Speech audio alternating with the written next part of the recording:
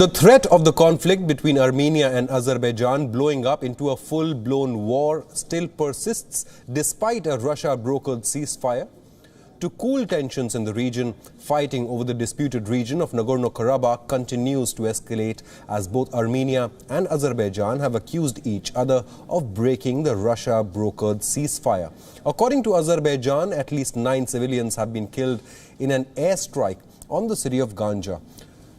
Children were among the injured in an attack in which 3 residential buildings were hit in the overnight strike.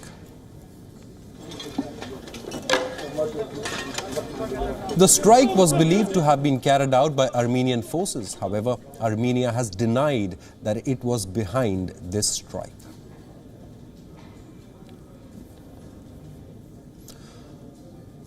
A CCTV footage accessed by Turkish state media showed the moment a large explosion hit Ganja, which is Azerbaijan's second largest city.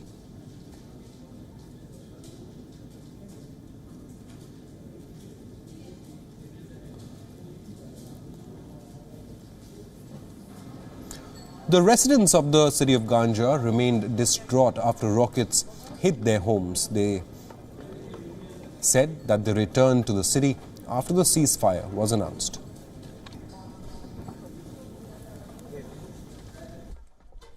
İnandık biz ateşkese. İnandık ki böyle olmaz. Ona göre geldiler bunlar.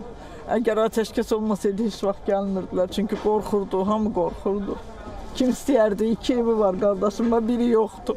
Biri yoxdur ki onlar hardasa qalsın. İndi hökumət sağ olsun, nə yardım edəcək ona Allah. Hamının köməyində olsun.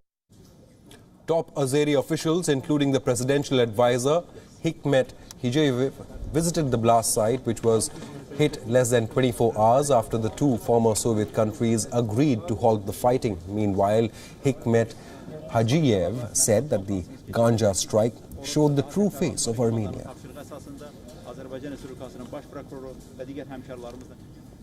And Ganja city is more than 100 kilometers away from the theater of military operations. What was the reason to attack this city? What was the reason to attack Mingachever cities of Azerbaijan? There is no military targets. It doesn't have any necessity, or in no way it can be just justified from the military necessity. But what we see here is just Armenia's purpose to kill civilians. Once again, shows the true face of Armenia.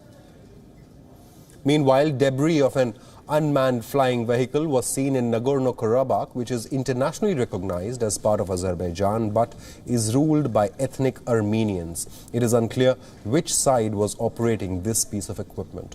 There seems to be no end to the fighting in the disputed region, even after a Moscow-brokered ceasefire which was meant to allow Armenian and Azeri forces to exchange prisoners and the war dead.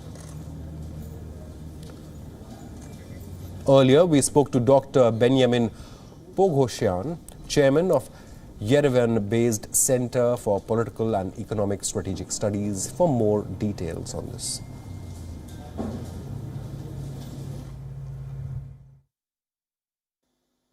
Frankly speaking, the only hope here is to see if Russia can put pressure on Turkish President Mr. Erdogan to stop the war, because the war on September 27 was launched by Azerbaijan and Turkey jointly. And the key decision makers now in Azerbaijan, they are not Azerbaijani leadership.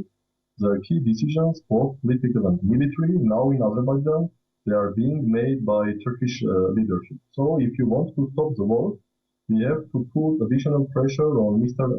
Erdogan. This is the only way. This is clear that this pressure should be economically.